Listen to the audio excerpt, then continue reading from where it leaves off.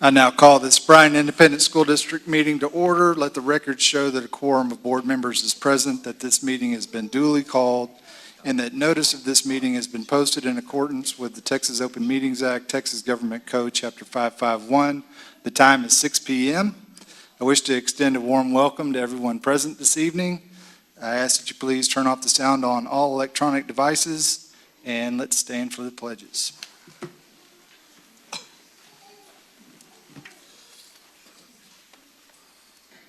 I pledge allegiance to the flag of the United States of America and to the republic for which it stands, one nation, under God, indivisible, with liberty and justice for all. Honor the Texas flag. I pledge allegiance to the Texas, one state, under God, one and indivisible.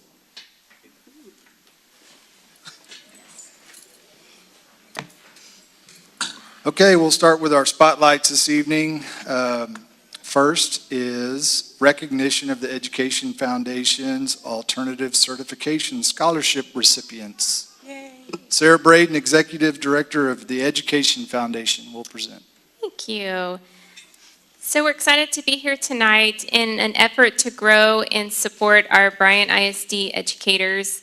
The Education Foundation has awarded $45,000 in scholarships to both teachers and degreed paraprofessionals seeking their teacher certification credentials. So tonight we are here to celebrate these 9 outstanding educators who are already making an impact in the classroom through their dedication to learning, growth, and positive classroom culture. So as I call out your name to be recognized, please come up to the front. If your campus principal is here with you, they are welcome to join you, and then we'll get a group picture. So our first recipient is Jessie Arjan, who works as a science teacher at Davila Middle School.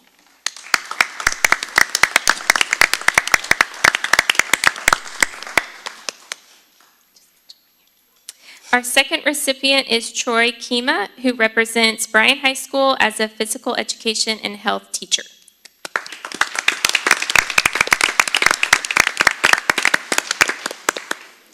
Next, we have Marinelle Stalin, who is the art teacher at Neal Elementary School.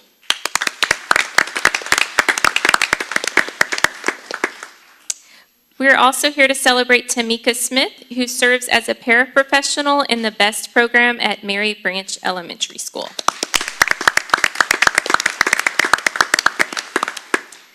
Another outstanding teacher is Katie Cryer, who works as the school suspension educator for Sam Rayburn Intermediate School. We also have Quee Johnson. Quee is the C-Tech teacher at Rudder High School. Next, we want to recognize Ashley Justice, who is a PE instructional aide at Johnson Elementary School. We also have Natalia Gonzalez Galindo is also receiving this scholarship. Miss Galindo is a second grade dual language teacher at Johnson Elementary.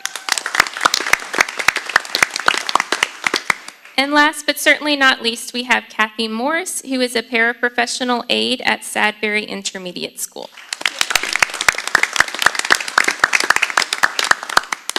These scholarships represent a strategic investment in our future. We want to support passionate, skilled individuals as they transition to become certified classroom teachers. We are so proud of each one of these recipients and grateful for the dedication they provide to our students and our schools.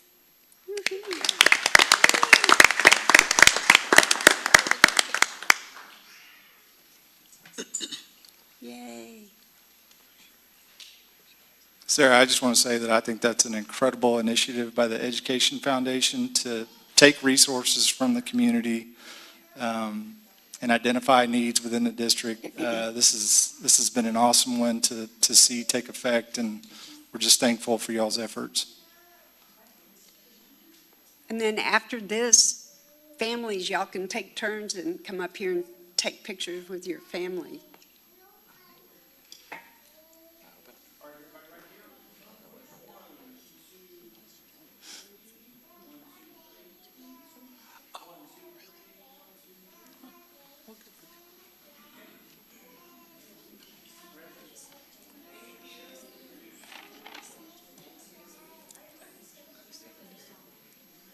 Good, good, he's gonna get great.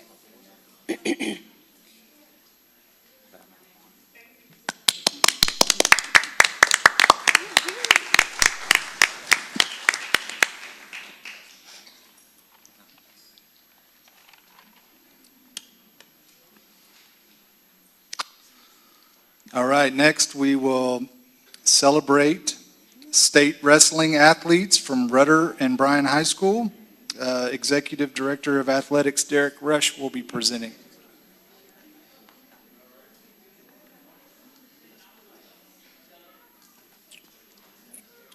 Good evening. Yeah, you guys come on up.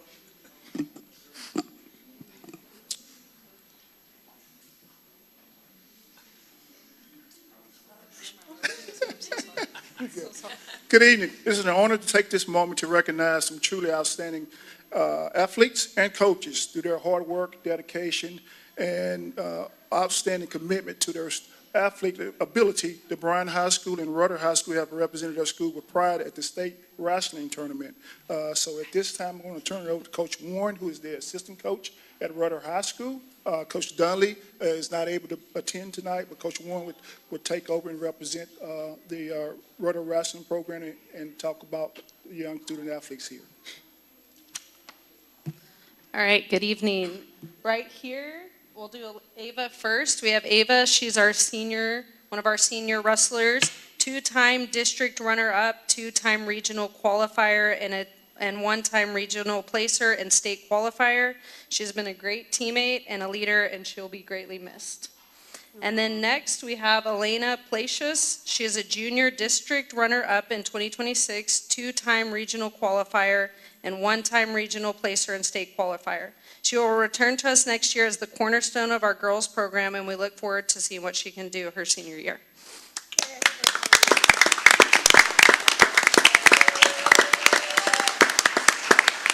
We have any parents in the audience that want to come up and get a picture?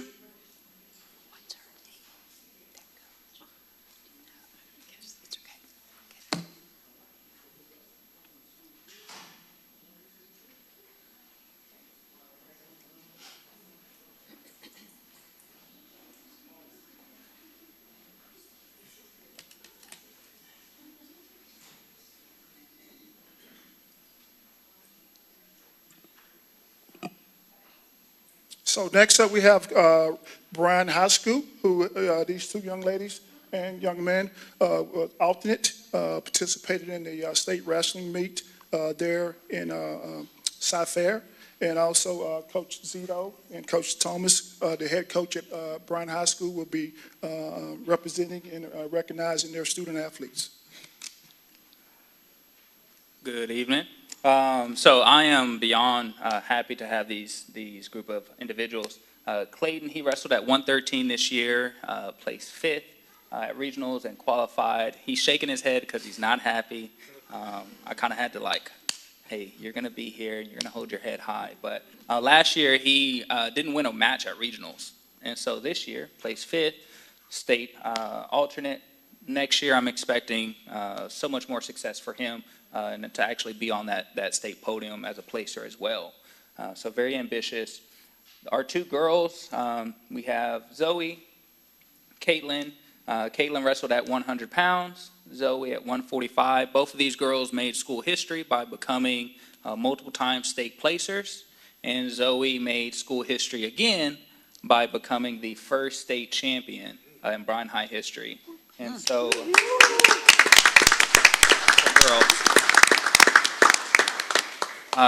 All three of these kids, they worked tremendously. We just came from practice and rushed over here.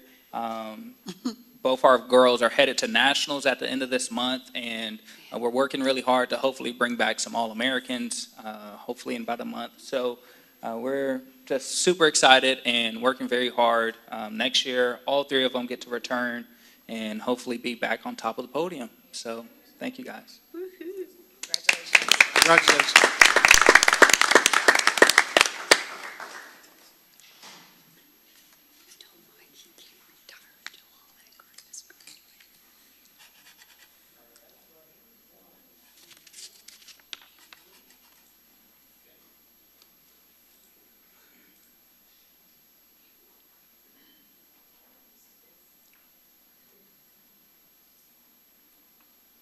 It's a neat story because Coach Zito started our wrestling program at the only one we had for years. And then Coach Victor was one of his state, did you win state? You went? I placed a few times. Yes. So one of his Bryan High athletes, and now he's the coach. And so you're looking at the two coaches for Bryan High wrestling since its inception. That's a good source. Yeah.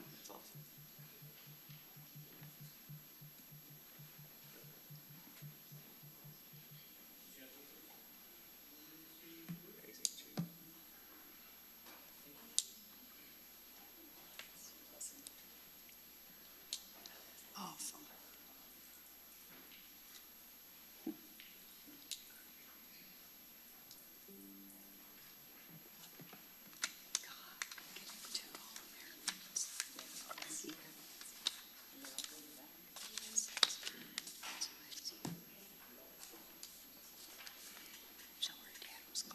Congratulations. Next, we will celebrate our National Merit finalists from Rudder and Bryan High School. Presenting will be Dr. Christina Richardson, Director of Advanced Academics. Good evening. I am so excited to be here tonight. Back in October, we brought you the great news that we had 2 semifinalists, and tonight we get to give you the even better news that we have 2 finalists. The National Merit Scholar Award is given to less than 1% of high school seniors. It is based primarily on the PSAT to start, but during their senior year, they have to pass through several more academic hurdles and in order to get awarded the finalist award. And so I'm going to allow their principals to do their introduction justice. He's been here like 4 times with all the things he does. Good evening. It's always great to get to come up here and talk about Michael again. And so once again, the thing that is great about Michael is how well-rounded he is and how he's been throughout school. He has been on the gymnastics team, varsity gymnastics, all 4 years. Last year, he went to the state meet where he placed 4th in the pommel horse at state, which is obviously a big honor. He's also competed throughout Skills USA and competed last year in the national competition in web programming, correct? Computer programming, sorry. And so he also has excelled at that and competed at the highest level at that for Rudder. After college, he plans on serving for his church for 2 years on his 2-year mission before he goes to college. But in college, he plans on studying computer science. And so we are excited. He says this year his favorite subject is calculus. And then once again, he also will be a candidate for an AP capstone diploma at the end of the year. And so once again, like I said, we're very proud of Michael. He excels in many areas. And on top of that, he is just a wonderful young man. So congratulations.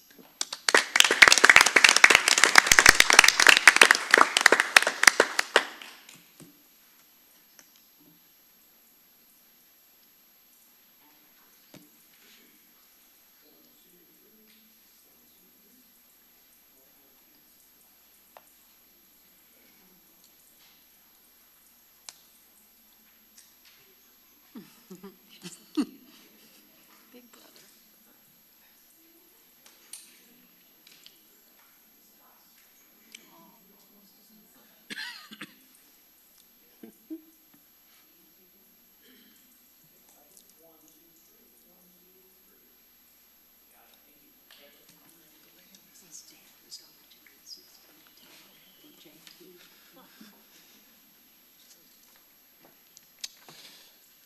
Good evening. As a first-year principal, and it's pretty easy to have a student that you've gotten to know well over time for multiple awards. So Catherine definitely makes my job a little bit easier and just remembering names alone. So it is my great privilege to stand here before you tonight and recognize an extraordinary young woman that we are lucky to have at Bryan High School. Today we celebrate Catherine Kaiser and her achievement as a finalist in the National Merit Scholarship Program, a distinction earned by some of the most accomplished students in the nation. This honor reflects not only her exceptional academic ability, but also her dedication, discipline, and intellectual curiosity. From the moment I first met Catherine, she's distinguished herself not just through her impressive transcript, but through her character.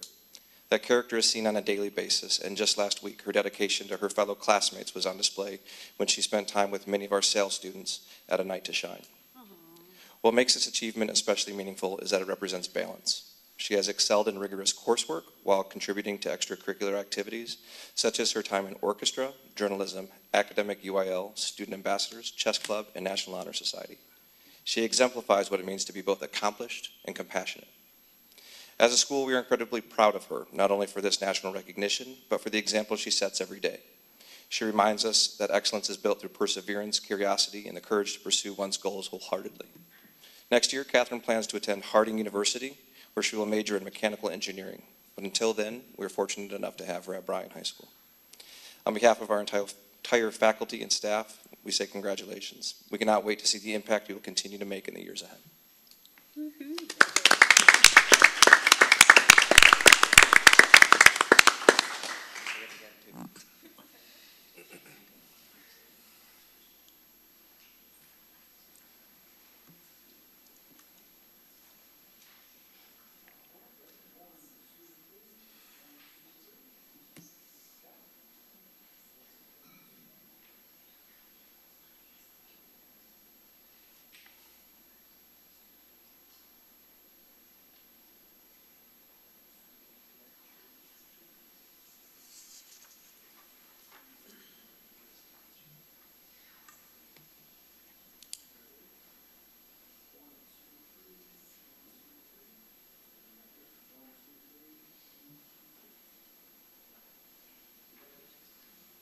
Congratulations to both of you. Well done.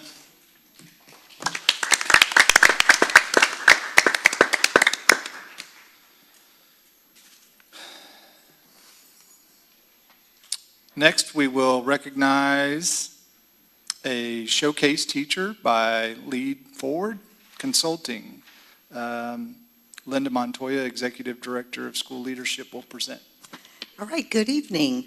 Well, it is actually my pleasure to introduce to you Mrs. Letitia Moody. She is our Teacher Mentorship and Retention Coordinator for our district. So she works firsthand with all of our brand new teachers for the district. She coordinates all the mentoring that goes along with our program. She knows these teachers, she provides training, and so I'm going to invite her up to do the spotlight this evening. Okay, we have Ms. Helen here. I'm very honored first to be here tonight because our very own Helen Ford, she's a fifth grade teacher at Jane Long and she teaches science. Last year I submitted 3 names from Bryan ISD to be able to be highlighted and showcased on Lead Forward's website.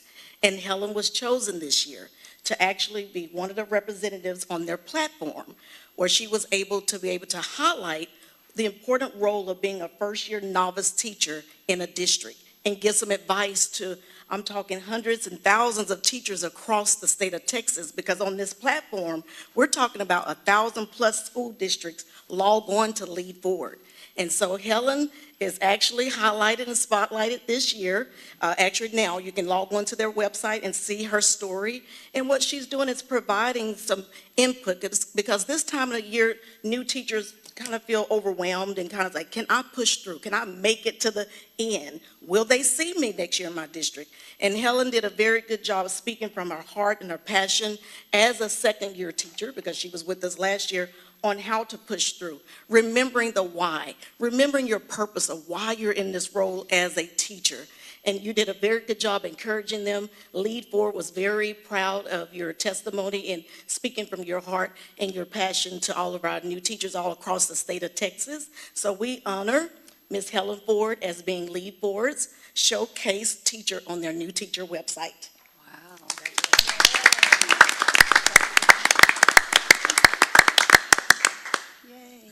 I had the good fortune to be with Miss Ford Saturday, and she knows how to make slime that's not messy, with the glitter and everything. And so I told her we were coming over to get slime lessons. That's a sign of a good science teacher.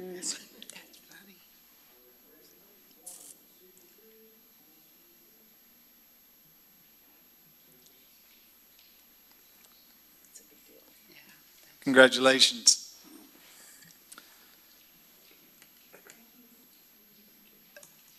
Next, we'll move to public comment on agenda items. Citizens may make comments about topics relevant to district business. Topics should be limited to 3 minutes. Comments concerning specific student or personnel will be held in closed session. We do not have any comments this evening. So we will jump to board member reports. Intergovernmental committee report will be provided by Ms. Felicia Benford. Good evening. I attended the intergovernmental meeting, myself, Ms. Waller, and Ms. Carabine. It was the Brazos Valley Council of Governments that did the presentation, so it was all about them. The services that they offer, they have 7 counties that they serve. They have 17 programs. The number 1 program is Workforce, and their second program is WIC. They have 32 board members on that committee, and they serve the regional 911 area on aging. They have an indigent health care program. They provide fiber optic to several business in town, help with housing, transportation, senior Christmas.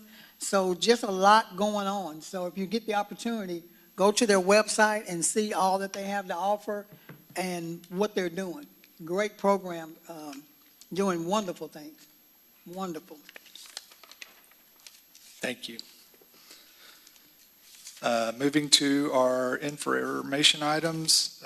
First is campus improvement plan updates for Bowen Elementary, Fannin Elementary, Henderson Elementary, and Houston Elementary. Executive Director of School Leadership, Linda Montoya, will present.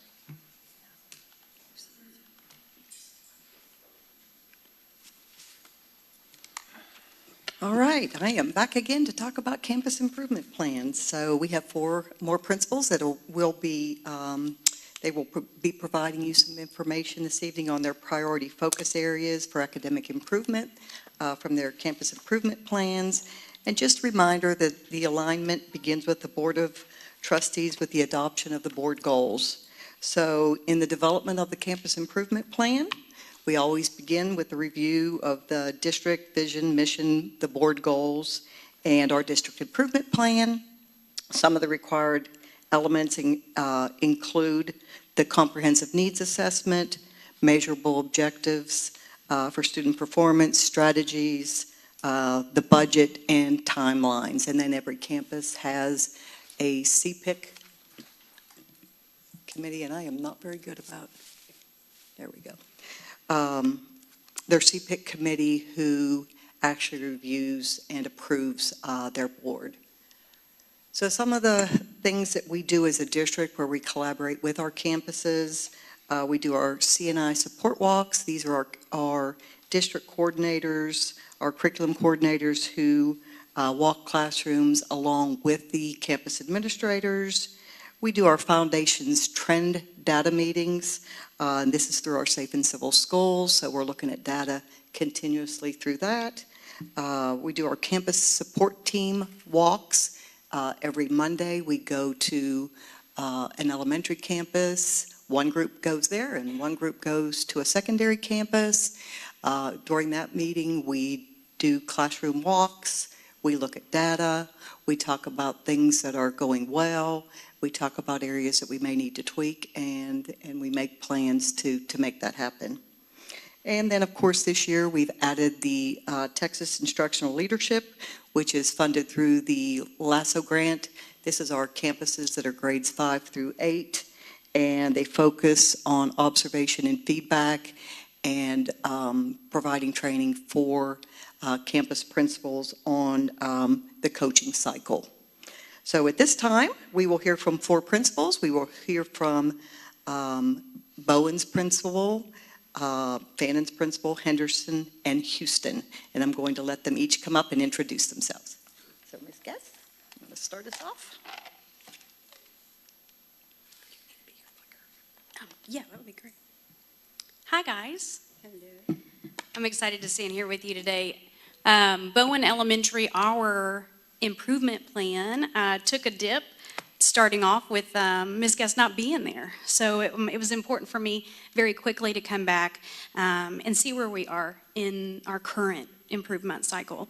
And so the best way for me to engage my kiddos, staff, and families was to come up with an easy to remember tool for everybody to take ownership here. We can talk about the campus improvement plan and ask staff about it, but a lot of times when we're quizzed about the campus improvement plan, even if they've heard it a bunch of times, it's very difficult for people to nervously produce what we're working on. So if we focus on a word like engagement and put that with areas that are super important on our school, then we can make sure that everybody has some ownership there. So the areas of engagement that we're focusing in on at Bowen are academic engagement, behavioral engagement, and emotional engagement. When we talk about academic engagement, specifically, it starts with planning on our part. It's important that our teachers are receiving the important training that's necessary for them to be STAR teachers. And for us, that means focusing in on their teaching rubric, which is T-TEST. Domain 1 is often not spoken about too much here, but this is the planning area where teachers are evaluated. And what we know is that we cannot grow kids how we want to grow kids unless we are focused on strong planning. What we're talking about is the exemplar. So ensuring that our teachers have strong training on what does the best look like in your room. And if we plan for the best, then it's easy for us to see where our kiddos aren't making those gains. And so ensuring that our T-TEST training is strong for teachers there.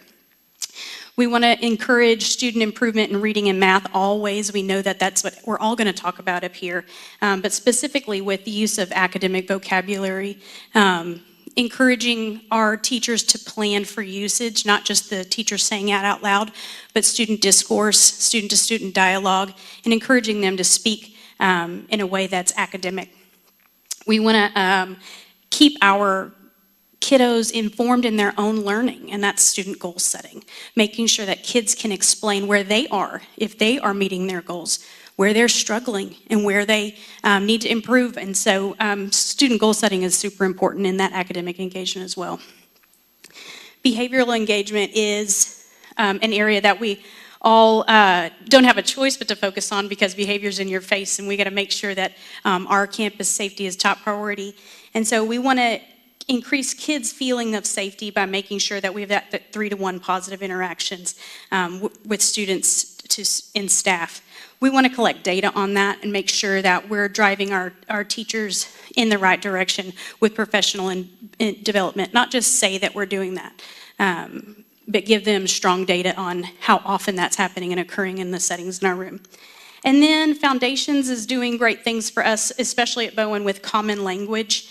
We really like having these one-liners and things that we can say and do that mean a much bigger thing in campus. Our specifically what we're taking data on right now is a common language term called pause up. And as simple as that sounds, it's very important that kids know how to stop, sit up tall, look at the speaker, have their ears ready to receive the message, their mouth quiet, and their body safe so that we can hear what's going on. So that if any adult in any setting calls for pause up, kids know what to do and we can get moving. So we're taking data on that right now.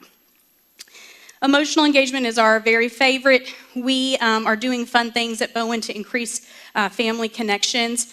Our Veterans Brunch has been very popular over the years. Every year we do it, we almost double attendance, and this year they had more than 80 families join the Veterans Brunch. It was incredible. So something fun to talk about. We have an addition of a glow night that just happened last week. Neon and black lights and all the fun carnival games. We partnered with BV Casa, and they did some incredible blow-up things for us, and our turnout was tremendous with over 40% of our families there, which is so much fun. And then increased incentives with attendance. Attendance is a sore subject for everybody. We want kids here. We know how to do that. But we've been using some fun things, including our book vending machine that our PTO helped us with. But in order for kids to get to visit there, they have to earn a HOT ticket. HOT stands for H-O-T, here on time. Kids are here Monday through Thursday. They are here on time. Their name gets to go into a drawing. And on Friday morning, 2 kids from each grade level are chosen to go to that book vending machine and visit. So the only way you get to go there is if you're here on time. Bowen Elementary is a great place to be, and I'm excited to be back and thankful to be back chatting with you guys. And thank you for your time tonight.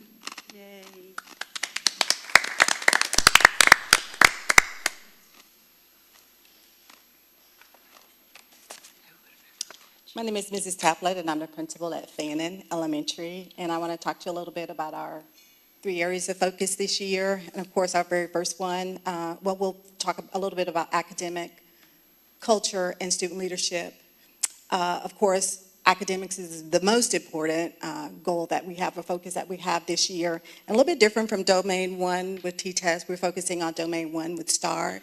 And that's just saying that we need to get more students passing that test. It's just not okay not to pass. And so that's been our focus to strengthen our Domain 1 scores for STAR. And we're doing that by looking at our Tier 1 instruction. As we always say, the best Tier 1 is the best Tier 2 is a better Tier 1. You know, if you get a better Tier 1, you don't have to worry about Tier 2 as much. And so our focus for Tier 1 instruction has come through planning this year. After having so many strong conversations and meaningful collaborations during PLCs, we quickly realized, and you know, from a solid lesson plan for what we appear to be solid lesson plans, we noticed as a pattern of walkthroughs, conducting walkthroughs, a big disconnect in our classrooms. So what we began to do was look at our T-test rubric and of course look at the waterfall document that we received this year to look deeper at where the breakdown is happening, and we quickly realized that it was through lesson delivery. And so after determining that we were having a problem with lesson delivery, because lesson on a paper is different from delivering a lesson, after determining that that was our area of breakthrough, we decided to look deeper through the waterfall document and target the area of modeling.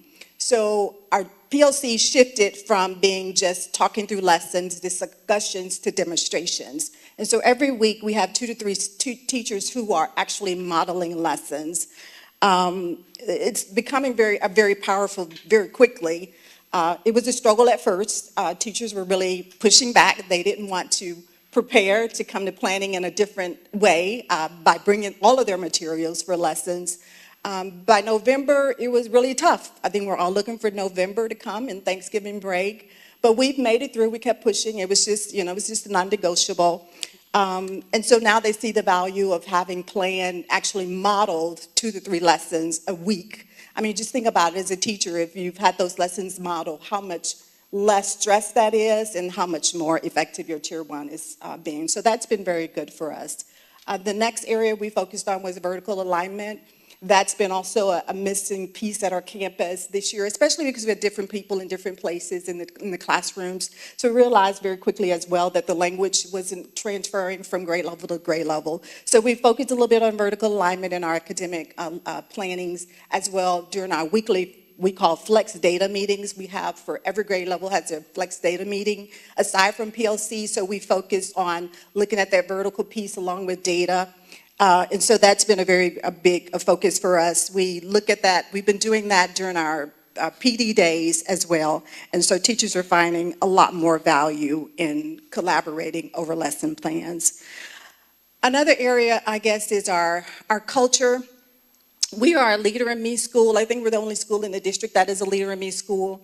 And just a little bit of side note and background on Leader in Me. Back in March of 2020, we all remember that was during COVID. That's when we were introduced. Dr. Caperton was at our campus and was given a book on by Stephen Covey, the 7 Habits of Highly Effective People.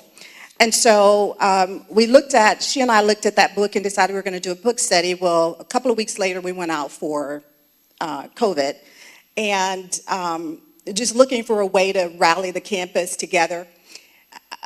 thankfully, you all do such a great job in preparing your principals. You know, that was such a stressful time during the year.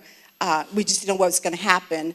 And so as she was in meetings getting feedback and information from you guys, she was bringing it back to us. And part of our, I think it was our safeguard, it was a safe haven for us, was this book that we did a virtual book study by Zoom on. And so, of course, everybody was coming. You know, everybody was getting on Zoom. It was such a powerful book for us. But Leader in Me is a comprehensive framework that nurtures the students in 3 different areas, that is academic, culture, and leadership, and that's why I have those 3 areas here. So we became a believer that year, and the next year we actually adopted the Leader in Me process. And so, you know, we deal with 7 habits that we teach students and adults. The adults have to learn the habits as well.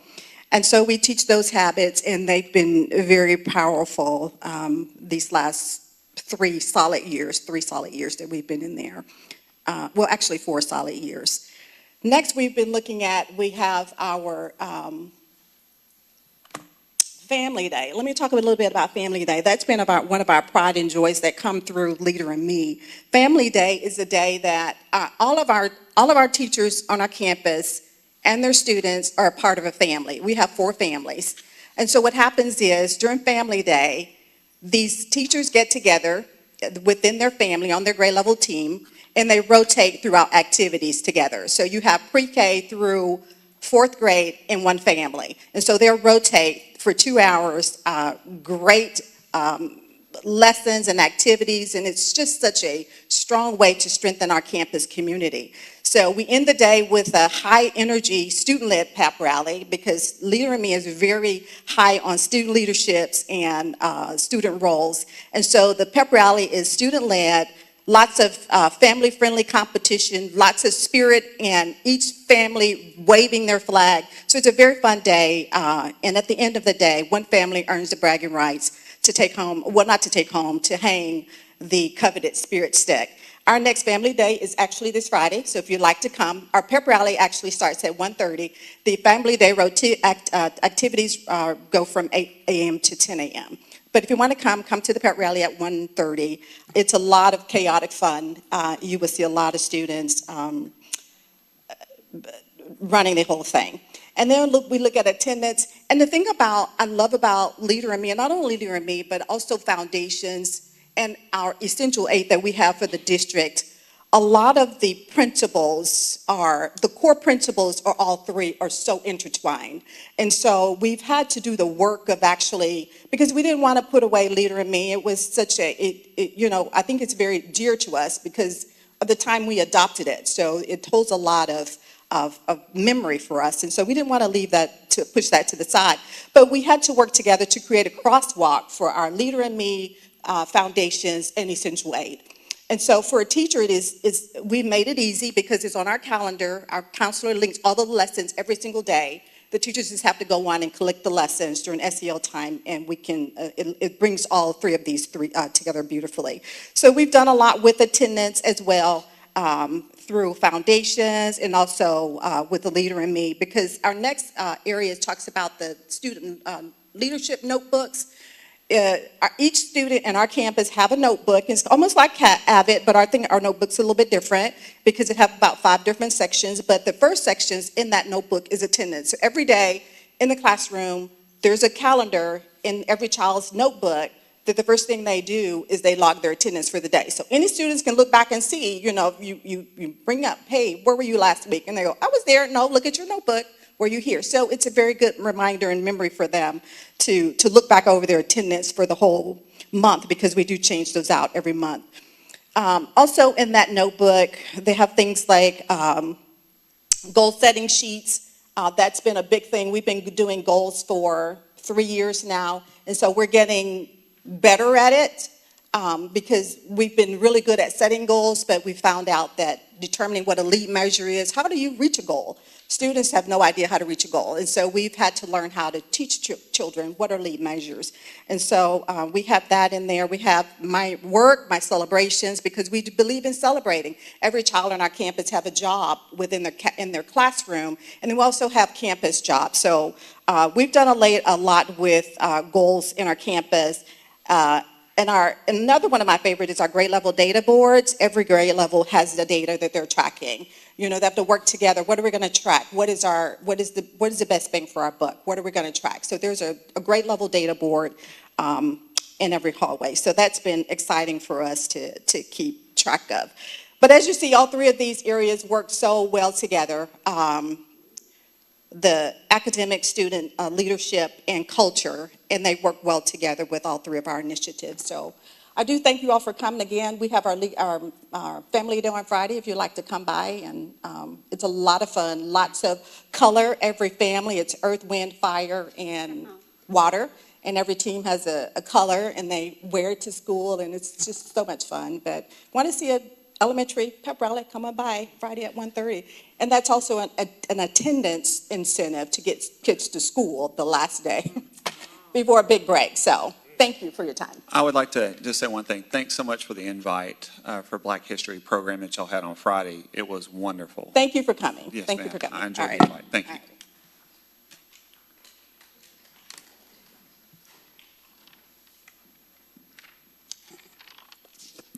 Good evening. My name is Elena Garza Ramirez. I am the proud principal at Henderson Elementary.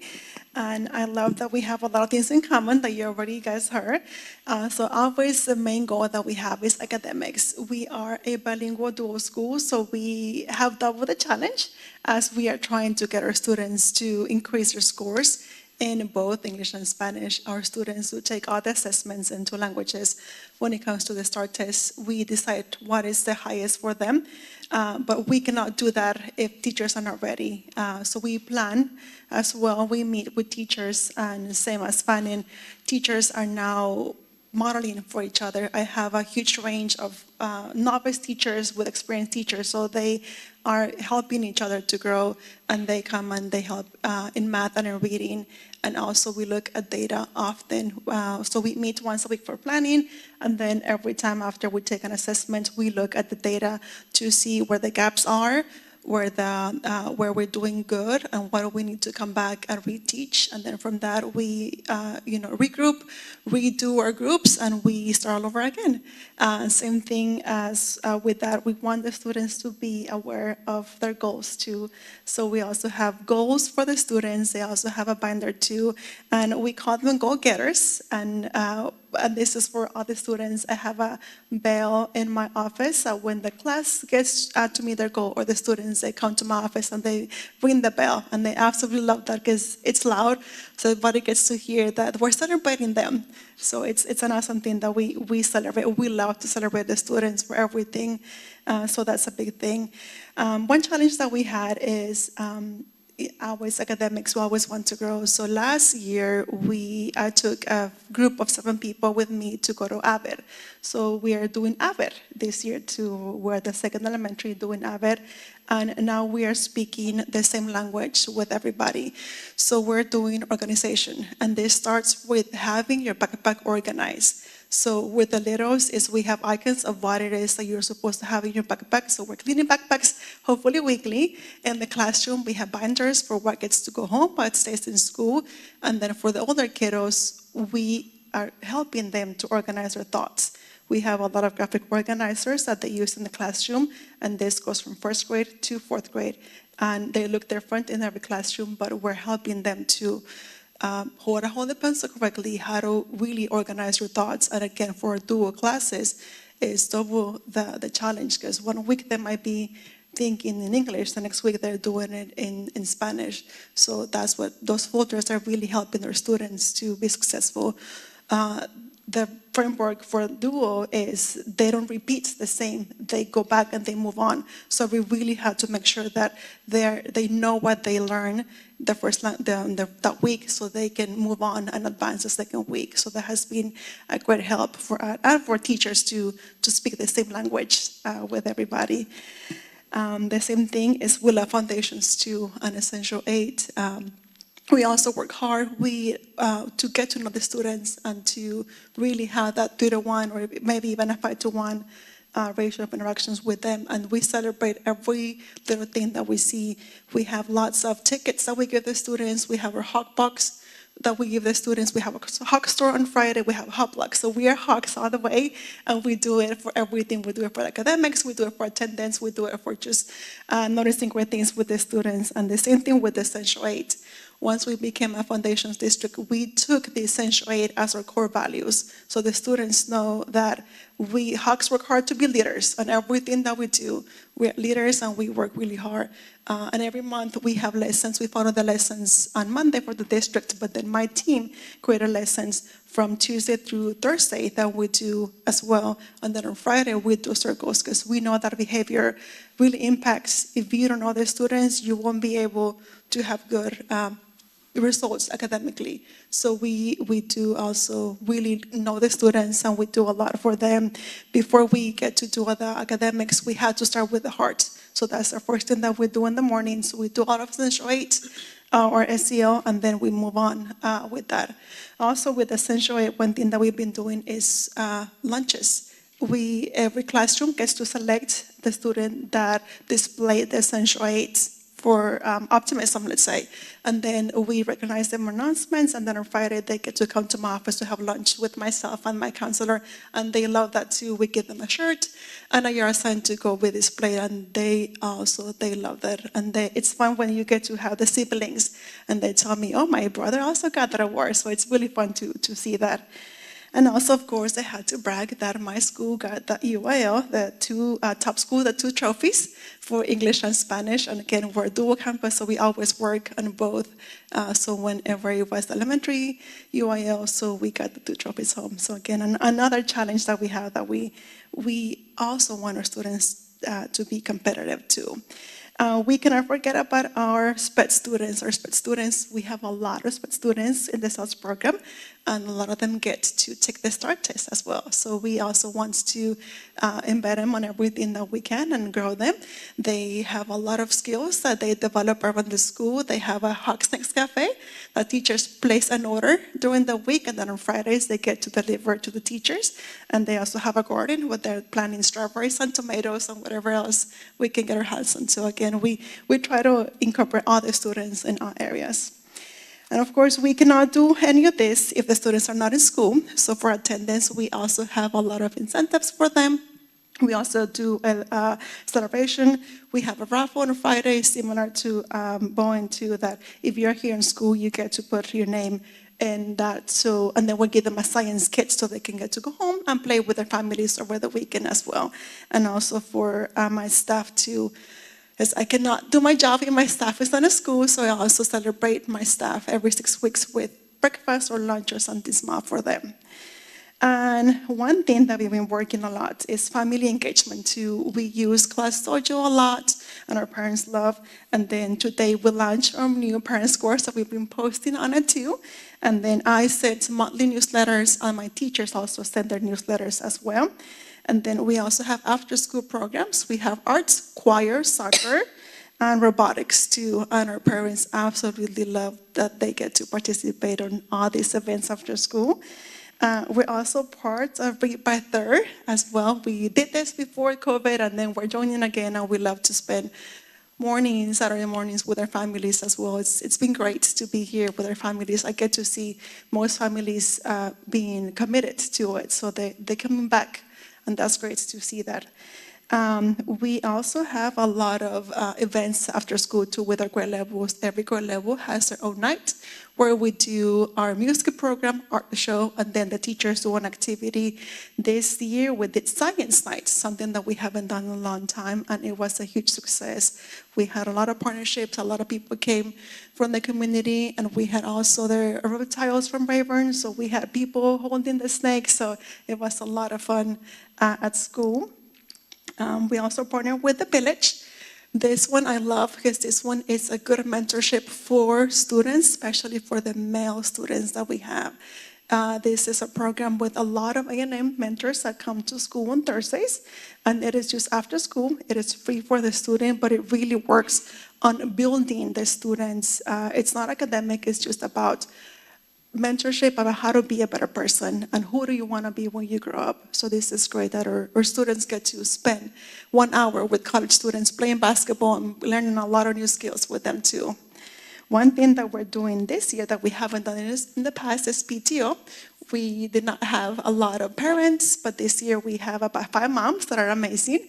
We actually had our movie nights on Friday nights, and we raised over $1,000 with that. So it's been great that we have more wanting to be at school and wanting to help to raise funds for the school. So that's great. And also, I mean, Henderson is a great school. We love our school and we love our parents, and we always do everything that we can to support our families. For Christmas, we had our angel tree that we had about 60 students that went home with Christmas presents that sometimes parents could not afford. So we rally all the parents, and all of our angels got adopted, and everybody went home with really good Christmas presents. And right now we're doing cereal, so we want our families to feel welcome. So we try to go above and beyond for them, for everything that we can for them.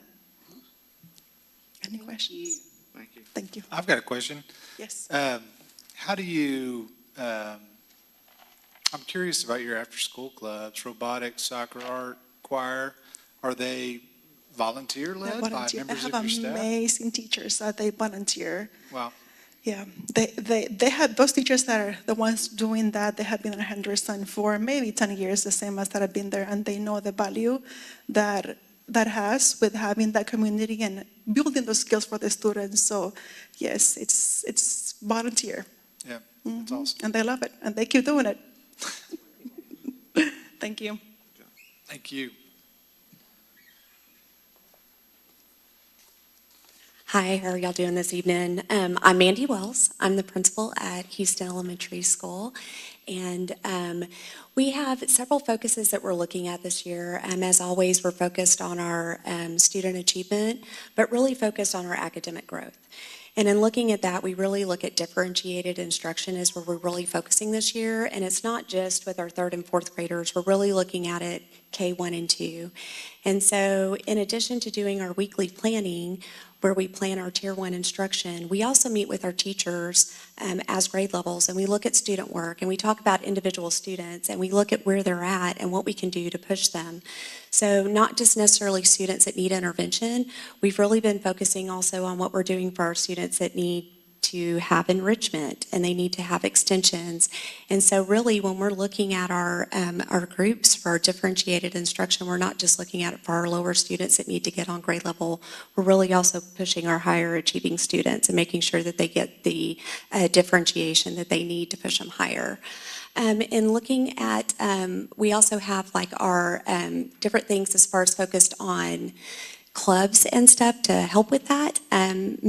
If y'all haven't had the opportunity to visit with Miss Bell, our librarian, she's absolutely phenomenal.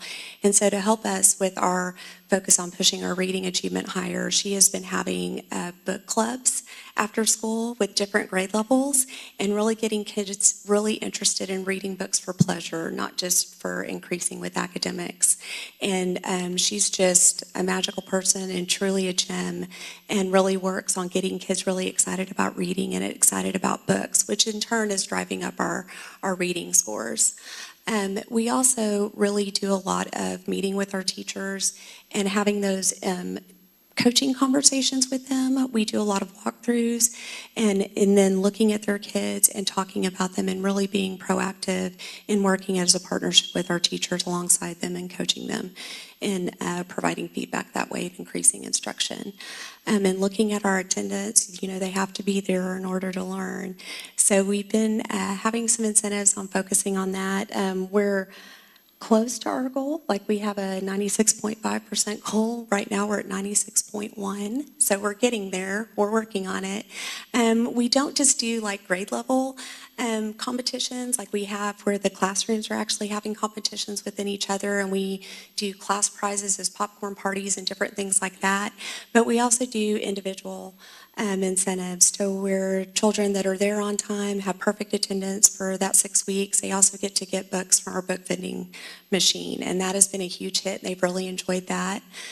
We also have the Principal's 100 Club, and it's not just myself, it's also Ms. Foreman. And we use that not just for attendance, like if they're there on time, they get to do it. We also look when they meet their goals and stuff, they can put their names up there. So it's another incentive to kind of drive kids to push them towards their goals. And then also a big one for us, I would say, we have an incredible parent involvement at our campus. I'm very blessed. We have an extremely strong PTO. They do so much for our students. Huge family engagement as far as activities and things like that. But what we really wanted to focus on this year was really bringing in more partnerships within the community. And so our first event where we really brought in those big partnerships is we just had our STEAM night, and several of y'all attended that. It was absolutely huge. And I will say I had one teacher that really headed that up and jumped in when we talked about we wanted to have more community involvement. And she had probably 6 or 7 departments from A&M that were there. She had different businesses like Code Ninjas that were there.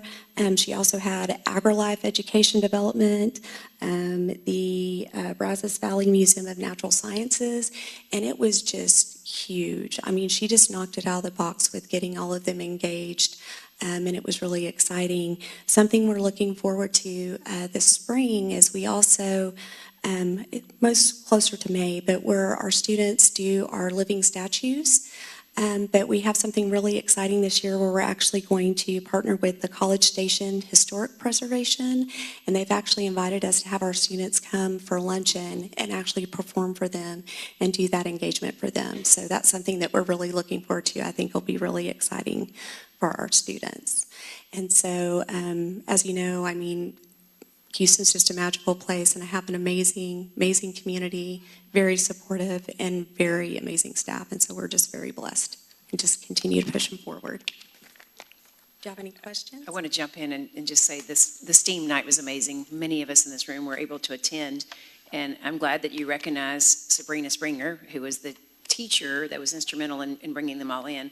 So I was not surprised when I saw that she's your teacher of the year. Oh, she's just phenomenal. And it's not just with that. Like you mentioned something to Sabrina and she's like, okay, and she rallies everybody in and just really gets it done. Like if we talk about a focus or something we need to push on, she's just phenomenal in that aspect. I mean, I couldn't ask for a better staff member, and just truly not just with that, but how encouraging she is to her peers. Like she'll send me emails. She sees her peers doing something great in the classroom, and she'll send an email and say, I know you weren't in the classroom, you didn't see this today, but this is what they were doing. So just really a very supportive staff member. She's phenomenal. Thank you. Thanks.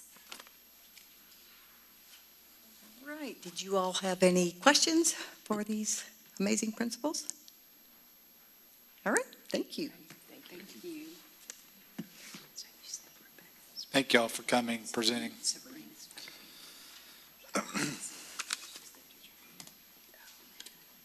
Next, we have a teaching and learning update on student opportunities for academic success, presented by Dr. Barbara Ibarra, Associate Superintendent of Teaching and Learning.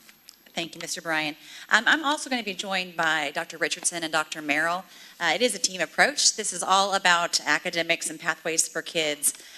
We worked closely with our communications department. So first, we all take no credit for this presentation. Our communications team put some phenomenal resources together that we could use to help get the word out to families. So what we hope to do tonight is just, we know the board's well aware of many of these programs, but maybe not all of the viewers who could watch this later online are aware of all the programs that we offer in Bryan ISD, K-12 for students, pathways and success towards their post-secondary lives, what they're going to do after graduation. So we wanted to talk just briefly about each of the programs with advanced academics, K-12, and then CTE as well, kind of rounding out the whole story of life after graduation. With that, I'm going to turn it over to Dr. Richardson to begin with Bryan Collegiate High School. Good evening again. So Bryan Collegiate, of course, is near and dear to my heart. But they have been a exemplary school for many years. As you can see, top 4 schools nationally rated by the U.S. News and World Report currently.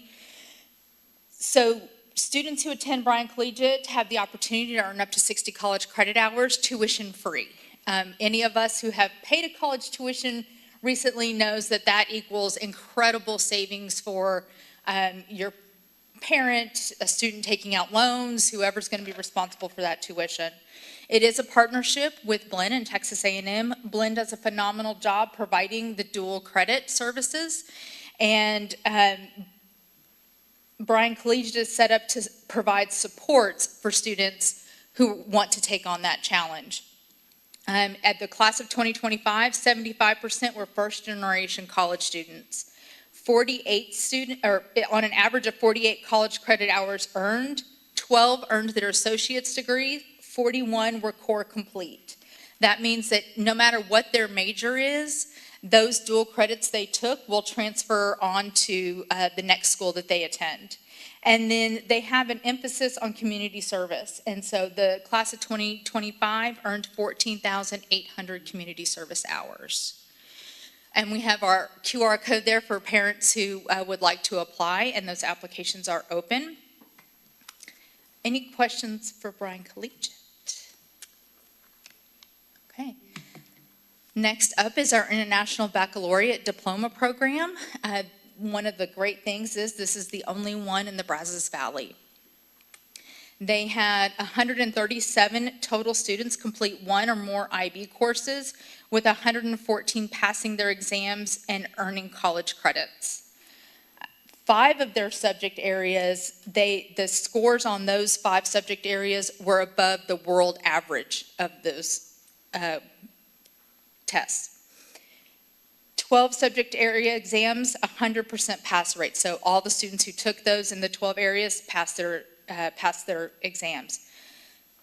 Bryan High IB diploma students report earning 30 to 32 college hours. So this means that once they get to their school, they have to transfer the credits and they're awarded that way. And so what they're getting 30 to 32 credits.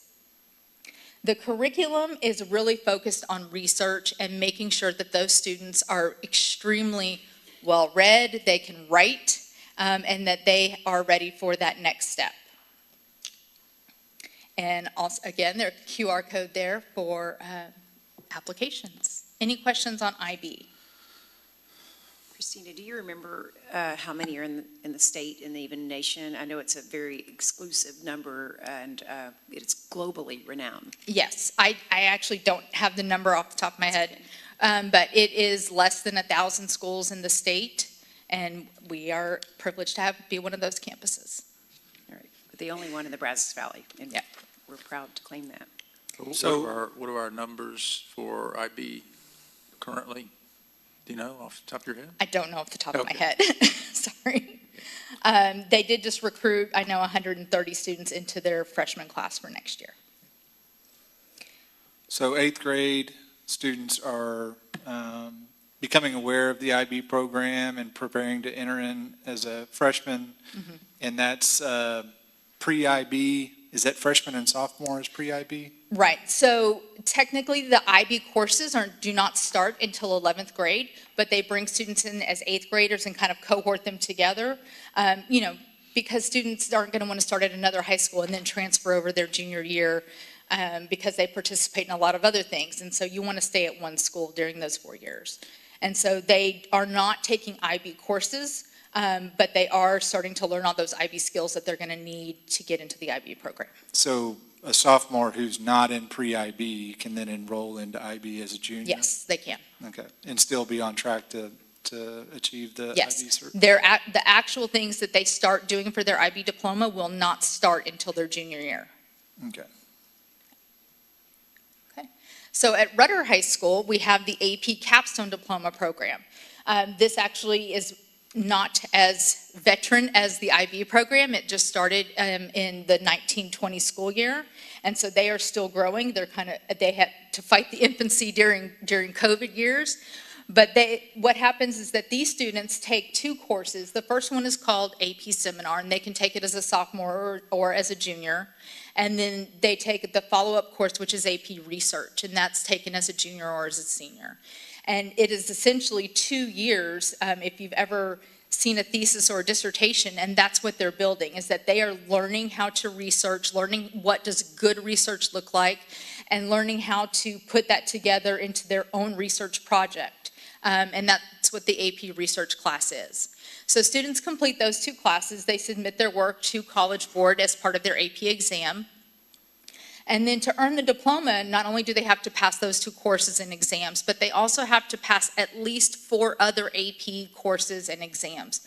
So it can be, those 4 can be anything. It can be art history, it can be physics, it can be whatever they feel strongest in.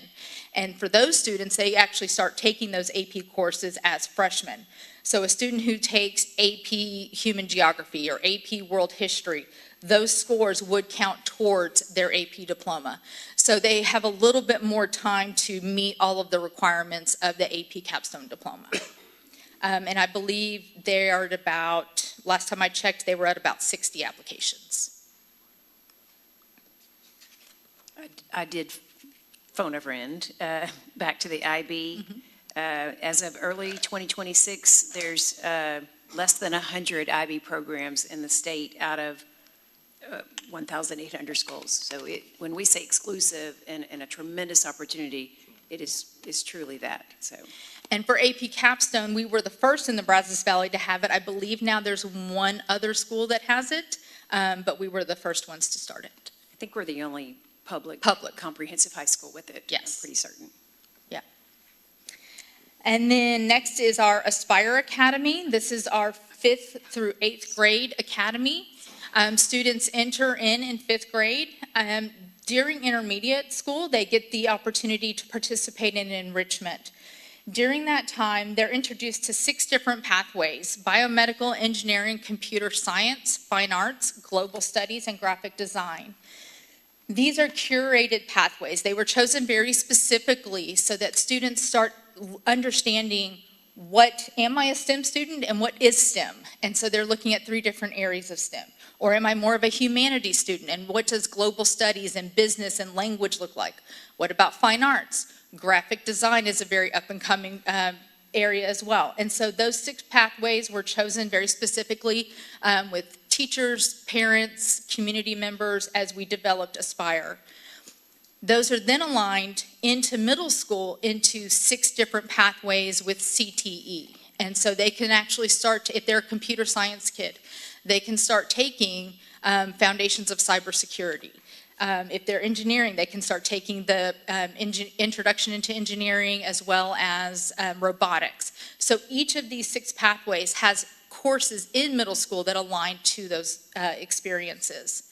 And then into high school, it's curated again that, okay, if you did this in middle school and this is what you really liked, then keep going and here's where you're going to go in high school. And so this was all done very intentionally with our planning committee from Aspire, and we continue to refine it as things change in the state, because that's something, of course, they change classes on us, they change pathways, all the things. So we keep refining it a little bit as we have to meet those challenges from the state.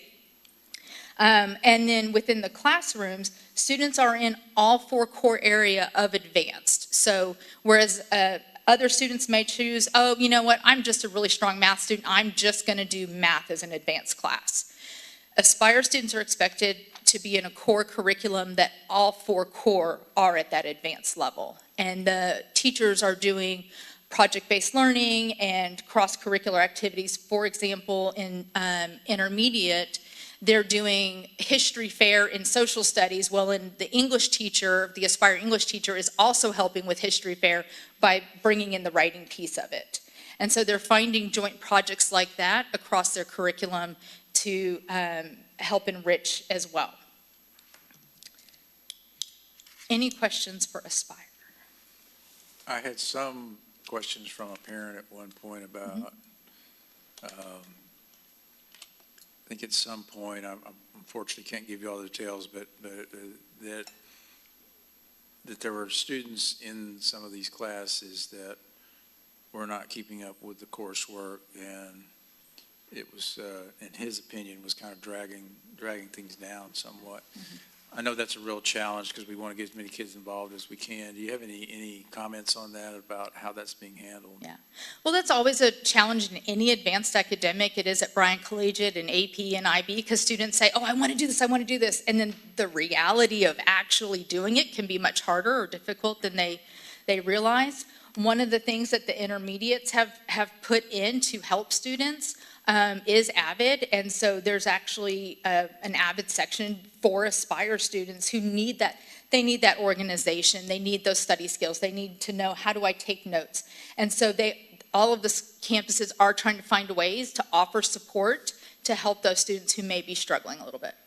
I only recently went on one of the board walks and saw some of the AVID stuff, and I didn't really know that much about AVID. I just heard it was a good thing, and I know now what you're talking about the organizational skills. Yep. That's a huge deal for a lot of kids, I'm sure, and something they can use if they continue their education. Yes, after absolutely. Year. And that's our goal, is that they are taking these skills that then transfer later on, anything from how to read a syllabus to how to take notes, because there's a lot of students who arrive into higher education who have no idea how to do some of those basic executive functioning skills. And so that's what we want to be sure is embedded in our programs, that they learn those while they are with us. Well, the only reason I asked my first question was I just want to still be able to assure people that it's going to be a great opportunity for your high-achieving kid to reach for the stars. And absolutely. Absolutely. And then last but not least is our Explorer Academy. And so this is our academy for highly gifted students. So every spring, over January and February, we spend time identifying students in kindergarten who are gifted students. Now, off the top of that are highly gifted students. So highly gifted students are typically scoring in that 97th, 98th percentile. And in all subject areas, not just one area. Because a student can be gifted in English and not be gifted anywhere else. But our Explorer students, the way that we look at all of their assessments, we are identifying those students who are highly gifted in all of their areas. And so these students are invited. It's not just an open application, because what we do is we identify from the testing who are the students who are truly that highly gifted that we want to invite in. And then it is a self-contained classroom. And then they'll go out for specials and PE, they'll join other students. But for their core part of their day, it is a self-contained classroom, because those teachers are specially trained in depth and complexity and really being able to curate their curriculum to meet the needs of those highly gifted students. Because, left to their own devices, these are the students who are going to entertain themselves if you can't challenge them enough. And so during their day, in addition to their core being challenging, they also have the opportunity to work on passion projects as well as Project Lead the Way modules through science and through that passion project time. If a student is from outside of our district, every year we always have at least a handful, if not more, who are calling from homeschool, from private schools, charter schools, asking if their student can join Explore. And they contact Ross, and then we set up the testing and we work on identifying, do they fit the profile of an Explorer student. Christina, will you explain, should a parent choose to not attend a sport academy, or maybe they don't qualify, but they're still gifted and talented, and they meet all eligibility criteria? Will you explain that we do provide services at all other elementary schools? Absolutely. So all of our other elementary schools serve gifted students, and even Ross serves gifted students who aren't part of Explorer. So all students are served at all campuses. And it's in two different ways. One is through the cluster classroom, which means a classroom, a teacher is picked specifically for their training and their ability to work with gifted children. And then they are in the master schedule, they're picked a group of usually about 6 to 8 students to be part of that cluster classroom. So they're still able to interact with grade level peers who are not gifted, but they also have gifted peers that they can relate to and be part of a small group experience that pushes them further. And then in our 3rd and 4th grade, we also have pull-out, which gives them enrichment experiences like robotics, I know that they've written they've written a book, they've done a number of different projects through the pullout as well. Any other questions I could answer? Christine, I got a question. So if I'm a parent and I'm looking at these programs, I'm kind of also speaking a little bit from experience. How do I, and I look at it and I go, okay, these are fantastic. There's a litany of options for me to choose. And if I think I'm right, if I'm looking at Bryan Collegiate, okay, as a parent, I'm looking at that going, okay, that affords my child the opportunity to build college credits, tuition free, okay? But if I'm looking at the IB program and Capstone, those don't come with collegiate credits, correct? So yes, but. So Bryan Collegiate is run off of dual credit, which means if a student successfully completes the class, then they earn the college credit. Blend transcripts that credit. When they apply to college, all they have to do is submit that transcript to transfer their credits. Bryan High and Rudder have a smaller offering of dual credit, but also do offer a smaller selection of dual credit. With AP and IB, those students have to successfully complete the class, and then they have to take an AP or an IB exam. And so they have to score high enough on those AP and IB exams. For AP, it's at least a 3. For IB, it's at least a 4. And then they apply to school, if that's A&M or UT or wherever they're going next. They submit those AP or IB credits, and the school evaluates them for, will we accept this? And if we do, how, what class are we going to substitute? What does that get accepted as? And so when I tell parents, they're like, which one do I choose? I don't know how to pick. Right. There's several different things that I tell them to consider. First, their students, how do they perform in these high pressure moments like an AP exam? If that is something that's going to cause them a lot of anxiety and they're going to really not do well because it's such a high risk moment of, if I don't pass this, I don't get the credit, then dual credit may be a better option for them, because if they successfully complete the course, they get the credit. Right. On the other side, if you're planning on going to a private school, or if you're planning on going out of state, dual credit acceptance is not guaranteed. And in those cases, an AP or IB credits may be a better bet for your student. Yeah, and I think from a parent standpoint, I think it's great that we have all these programs. It really is. I think sometimes it's just kind of going, okay, well, which one do I, what do I pick? And, one of the things that I sat there at last year's graduation, kids are graduating with like 4.7s. I didn't even know that was possible. And so I didn't know if, okay, Bryan Collegiate affords you college credits. AB or Capstone and IB affords you where the grade is on a larger scale, a 5-point scale. Am I correct on that? Close? AP and IB courses are on a 6-point scale? Yeah, okay, yeah 6-point scale. And so, again, I think that, and again. But I will tell you, dual credit is also, so kids at Rudder and Bryan High who choose to go the dual credit route, those classes are also on that 6-point scale, Gotcha. So they're still competitive. Yeah, so and I think from a parent standpoint, I think it's going, okay, so that's where these programs make an impact on that scale. And so, again, I'm almost speaking out of my own curiosity, but also, again, from an experience of sitting, not only dealing with and having these conversations with our family, but also experiencing that in a graduation where I'm going, I didn't even know you could do that. And so, but I think these are all great programs that, we offer. But also from an outsider's perspective, whenever you start looking at it, it's going, whoa, what is all this? Yeah. And so, thank you for doing this presentation. And the slide deck is very easy for guys like me to understand, where I'm going, when do I apply?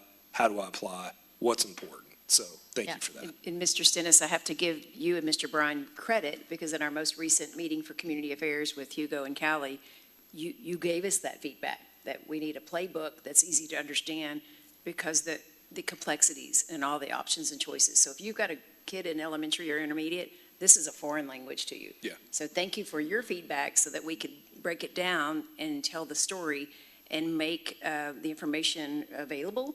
And we're talking also about bringing it out to parents, because you can't wait until high school to make these decisions. It really starts in elementary when you think about course selection for intermediate and middle school.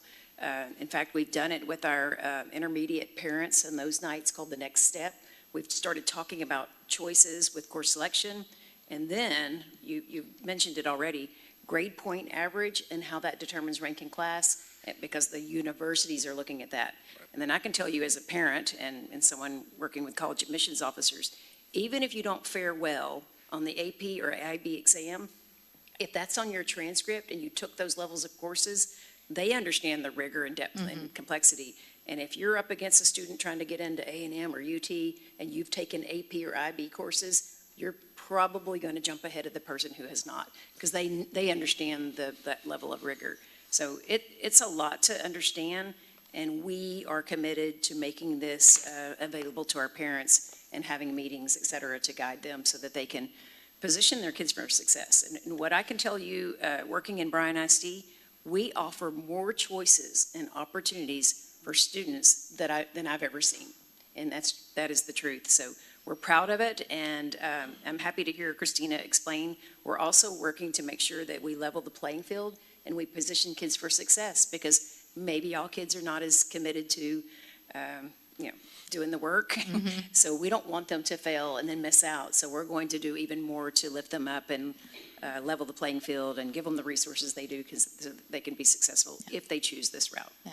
And one of the things that I have that I do share with parents when I do various presentations is I actually have a spreadsheet that compares all of the programs and all of the main elements of it, so that parents can kind of get this view and decide, all right, here's who my child is, which path is going to be the best one. Yeah, good. Yeah, I was in regular classes, so I didn't have to. Envious of those that do those. So. You said something about meeting with parents. So I'm hoping that when counselors get a tough question, I guess oftentimes the parents are going to our counselors, that they would say, okay, well, I'm going to need to bring, or you need to talk to Yeah, a lot of them know the answers, I'll be honest, because they talk so much about all this stuff. But they always use me as a resource if they don't know, or even if they're just a little unsure. They email, they text me, and I'm as quick as I can to answer them and help the parent. Well, that's great, because you're the expert. Well, just one thing you mentioned about AB or AP and IB course credit.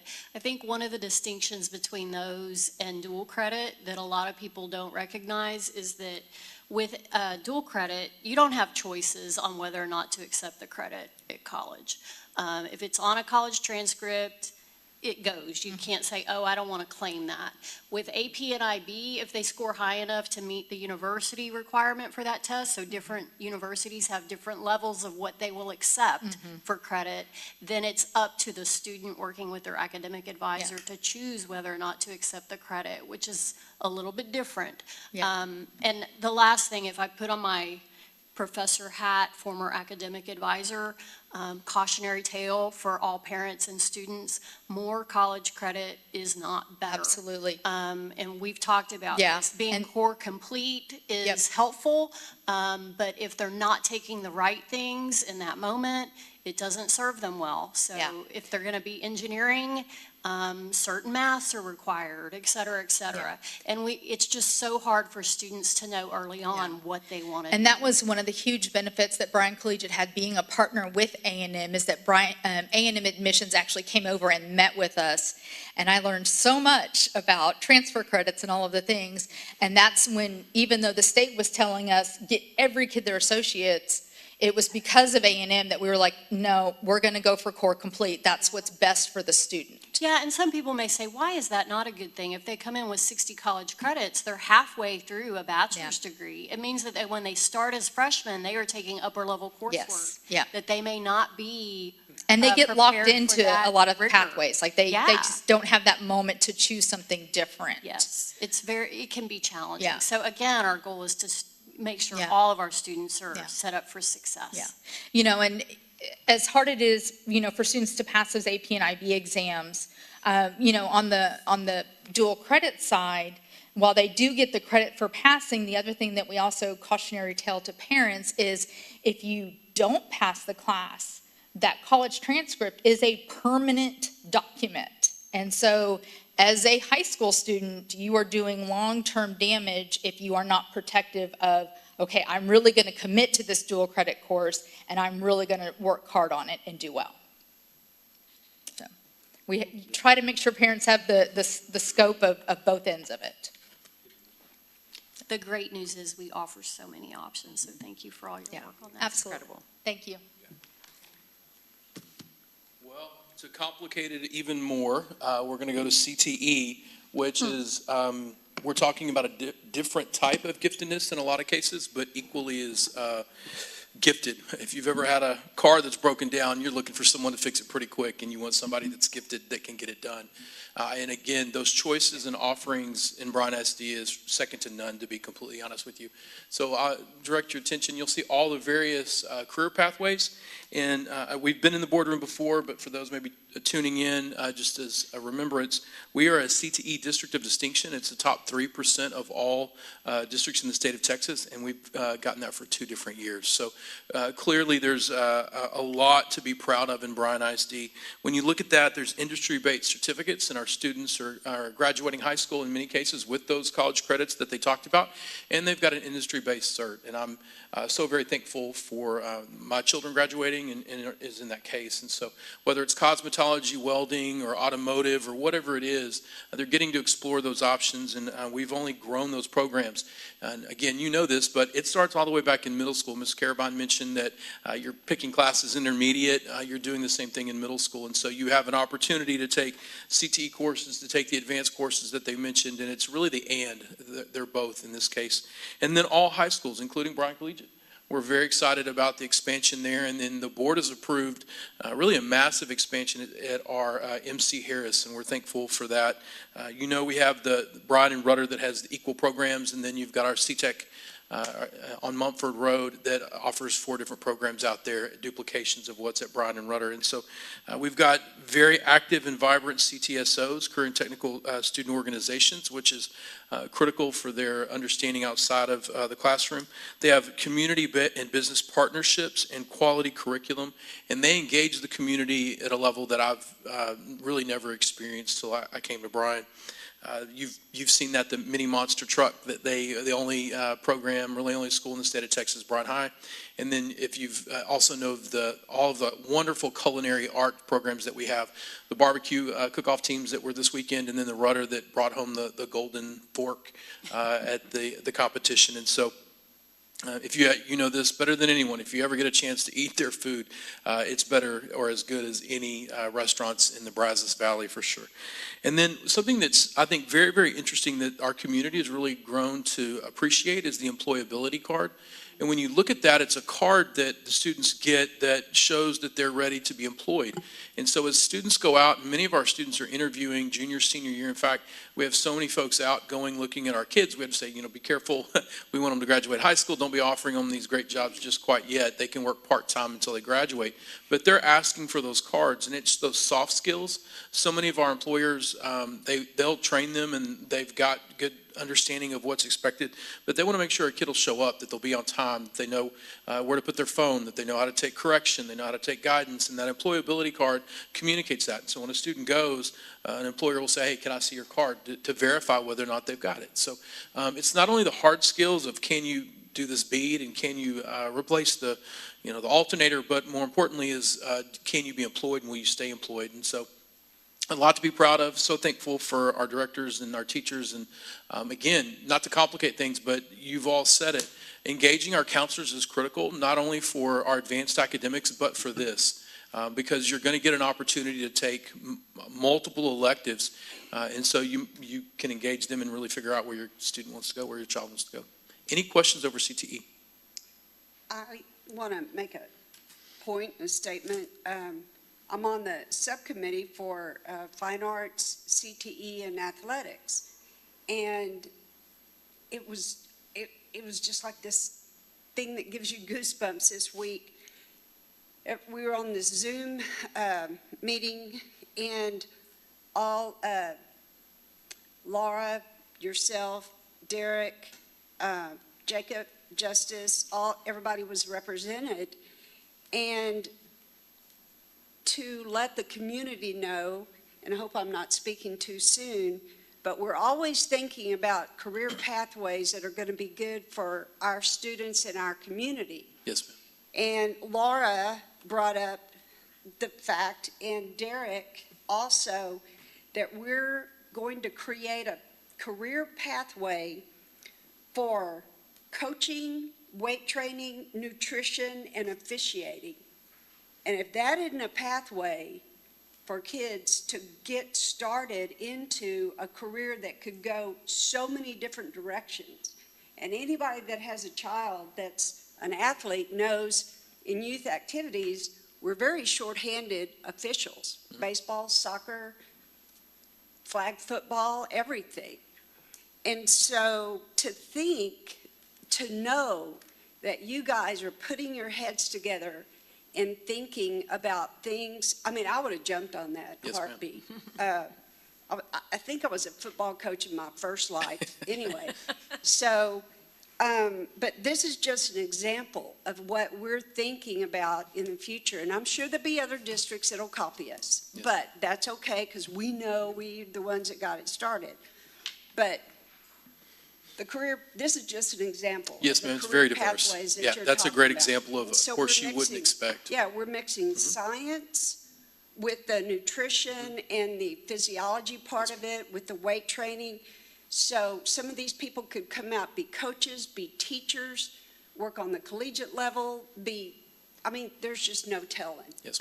Nutrition and think of all the dietitians that are making $1 gazillion right now. And anyway, so Yes, I'm just ma'am. very proud and thankful that our administration, our cabinet, and our department heads are thinking like this. Thank you. I want to add one thing. Thank you, Ms. Waller, for recognizing the good work. Thank you, Dr. Merrill, for shining a light on the tremendous amount of opportunities. But we talked a little bit about GPA and then rank and class, of course. Some of these CTE courses are also weighted. Our industrial engineering and robotics falls under an engineering umbrella, and Project Lead the Way and biomedical technology. Those are all on the same academic pedestal as some of these advanced placement classes that we are describing. So if I'm vying for top 10% graduate or valedictorian, et cetera, I could take these types of courses in the CTE program and contend with another person taking an AP and a core content. So we recognize in Bryan ISD that CTE and advanced academics, as well as everything else we offer, is all on the same pedestal of importance. Yes, ma'am, and I think you've pointed out, and we've seen examples of students that have taken that engineering and robotics course, and they've stepped into A&M or Sam Houston State, and they were teaching classes for upper-level students because they've had practical hands-on experience. Robotic arms and everything in our C-Tech is second to none. It rivals A&M's in a lot of ways, so I don't know any other district in the state that has what we have sitting out on Mumford Road. So our students are taking advantage of it, and they're ahead of the ballgame when they go to college.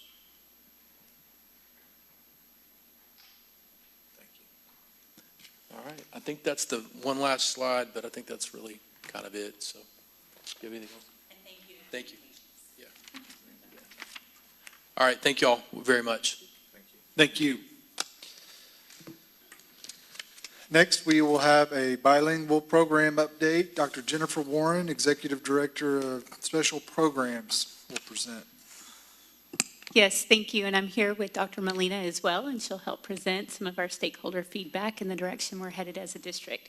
But over the past several months, we've had a few updates for the Board of Trustees with our bilingual programming across the district. These updates have been a reflection of the ongoing review that we have had of our bilingual programs across the district, especially at our elementary and intermediate levels. What we are specifically looking at, though, are our NAC and Early Exit Program, and NAC stands for New Arrival Center. And this evening, we're presenting our collective recommendations and our direction moving forward into the 26-27 school year. So as a review, at our elementary level, we have several different bilingual offerings, but specifically for tonight's purposes, the New Arrival Center, we'll review that, is our 2nd through 6th grade students. And New Arrival Center is offered at one elementary school and one intermediate school. So that would be at Jones and Jane Long. And that is specifically for our students who are arriving into the country with very little English, maybe none at all. And it's a very intense English support program for our students. And then we also have early exit transitional, which is going to be for our pre-K through 6th grade students. And we have this offered at 10 elementary schools and 2 intermediate schools. And we have them listed here on the slide so you can see that. But what this program offers is over time, we introduce English at a slower pace so that our students can transition from Spanish to English and develop that one language moving into our upper grade levels. So in both of these models, with New Arrival Center and with Early Exit, we have Spanish as a temporary support for learning English. And what we want to do as a district is move into our one-way dual language model, which would develop bilingualism and biliteracy. What we'll see with one-way dual language is that it would still be offered at our current campuses where Early Exit is, so we will not be seeing a huge shift in where these programs are offered. It's just which program is being offered. And you'll see that English and Spanish will be offered 50-50 across the content areas, and students will remain in the program through 6th grade to really honor that biliteracy element. Now, moving towards this as a district required a lot of stakeholder feedback, and we worked with our parents, we worked with principals and teachers, community members, department leaders, and even received feedback from each of you from our different updates so that we can inform our decision making. I'm going to pass this off to Dr. Molina so that she can share some of that feedback with you. Before I begin, I just have a very quick story. We were sitting on the sidelines over here listening to the principals present their incredible campus improvement plans and so forth, and Dr. Warren leaned over and asked me, "Are you excited?"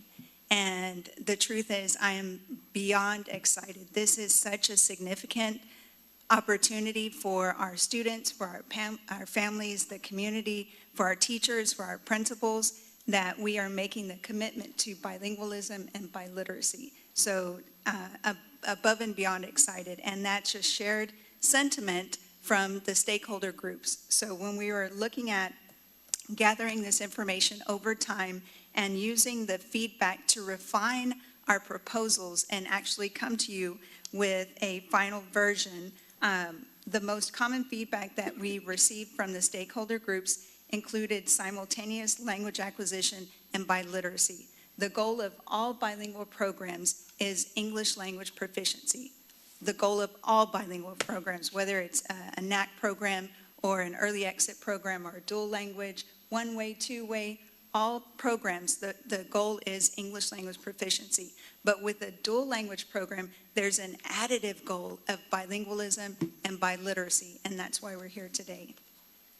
Also, the feedback from the stakeholders, they recognize the long-term academic growth that can be seen with a dual language program. So looking at higher reading achievement scores, increased performance on standardized tests, even greater performance and preparedness for college and career readiness. In addition, some of the feedback from parents is that a bilingual program should include biliteracy. We heard that when we were meeting with the families and the community, that a bilingual program, they felt that it should include biliteracy and bilingualism as the goal of an actual bilingual program.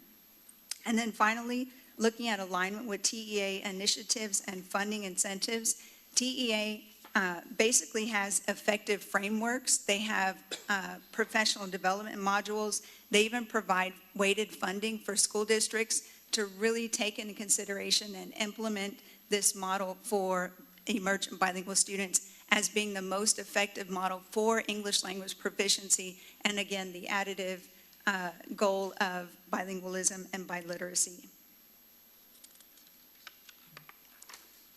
So our next steps, I think we need to start with re-engaging with the stakeholders.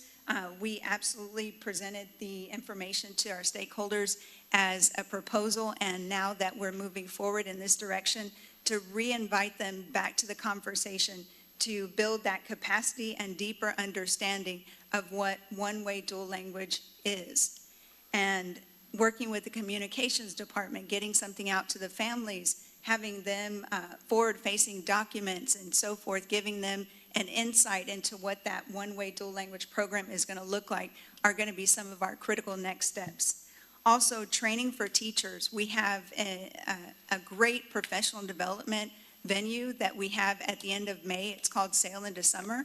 And during that time, we're going to have a dual language academy, building capacity with the teachers and truly understanding the program. What is the goal of the program? And then looking at the critical support documents, the grading guidelines, the framework, the language allocation plan, the language of instruction plan, and putting that all together for the teachers. Because one thing that is not negotiable is fidelity of the program. We absolutely, from day one, want to make sure that the program is implemented with fidelity so that we can see these gains and these benefits, the academics and linguistic gains that we consistently are talking about and the parents want to see and the students are going to benefit from. And then finally, looking at training for principals and building their capacity to understand what a dual language classroom looks like, what it should look like, giving feedback to grow the teachers through the T-test model and so forth. So what is that going to look like for them? So again, re-engaging all the stakeholders moving forward as we put all the elements in place for a successful implementation of the program from day one. So this is our direction moving forward for the 26-27 school year, and we are very excited about it. Our stakeholder feedback has been overwhelmingly positive, and those that had questions, we met with individually even at times to make sure that we answered their questions and brought up their comfort level with this model. Do you have any questions about this model moving into the 26-27 school year?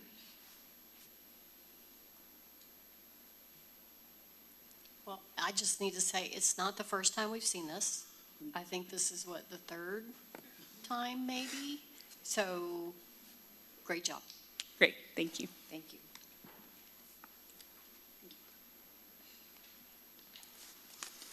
Thank you. All right, let's go to the consent agenda. The board can review any item from the consent agenda if applicable. If there are none, I will entertain a motion. I move approval of all the items listed on the consent agenda. Second. Motion was made by Ms. Benford, seconded by Dr. Harlan Wolf. All those in favor say aye. Aye. Those opposed say nay. Motion passes.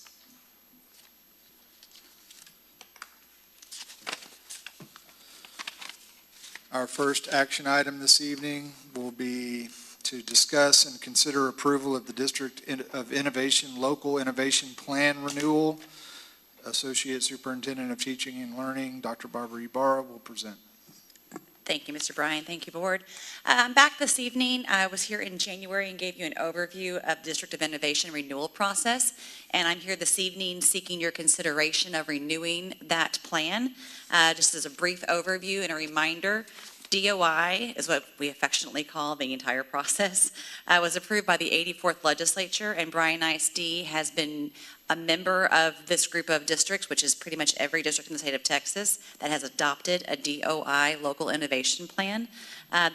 We've renewed it one time after 5 years. This is our second renewal. We're at year 10 at this point. So it has been in place and functioning well for over a decade at this point. The current plan has 6 different areas where we've sought innovation and basically exceptions to the statute under the provision of the DOI legislation. Things from the first day of instruction so that we can operate school before the 4th Monday in August, through teacher certification, which again has some limited flexibility, especially after the last legislative session, minimum attendance credits, class size due to the mobile population, complaint resolution, and then most recently the oversight of campus libraries as well from the last legislation. Those had not changed in the process, and in the plan itself is identical to what has been previously approved by the Board of Trustees. The process itself began in November, where we went to the District Education Improvement Committee, the DEIC, which is composed of community members, teachers, parents, and administrators. They looked over it. We did consider some other possible adoptions and determined that they weren't necessary for the district. We moved on into December, where they gave additional feedback. In January, the DEIC held a public meeting and took a formal vote on the proposed plan, which is identical to the current plan. And then we did post it online. It's required to be online for 30 days before the board takes consideration and possible action. And so we are here this evening to discuss and answer any questions that you might have regarding the proposed local innovation plan before it goes forward. Any questions I can answer for you? I hope I don't jinx it, but it's hard to believe that something that's been actually this effective and good has lasted without a whole bunch of changes from above. That's very helpful. For 10 years. 10 years. We've made minor adjustments along the way with the board's approval, but before you this evening is the identical plan that's currently in place. I was newly serving when all this started and served on the first committee. That was a big group. Look at it. Yeah, it was great. So it is good that we are in our second iteration of it. I move approval of the District of Innovation Local Innovation Plan Renewal as presented. Second. Motion made by Dr. Harlan Wolf, seconded by Ms. Waller. All those in favor say aye.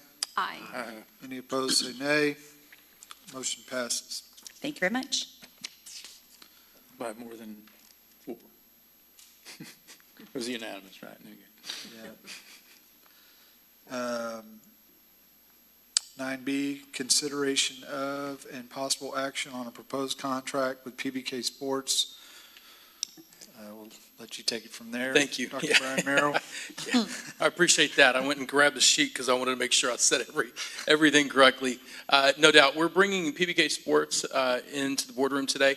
We're working on the other contracts. We anticipate being in there next board meeting. There's no issues or concerns with really any of them. We just wanted to go ahead and get started. Bobby is anxiously waiting to get the work started. And so we knew we could bring this one in, and we know the projects as they exist, and so we just wanted to go ahead and do that. And so we're hoping tonight that you would consider that as approval, that we could move forward with it, and he's going to hit the ground running. So we're very, very excited for that.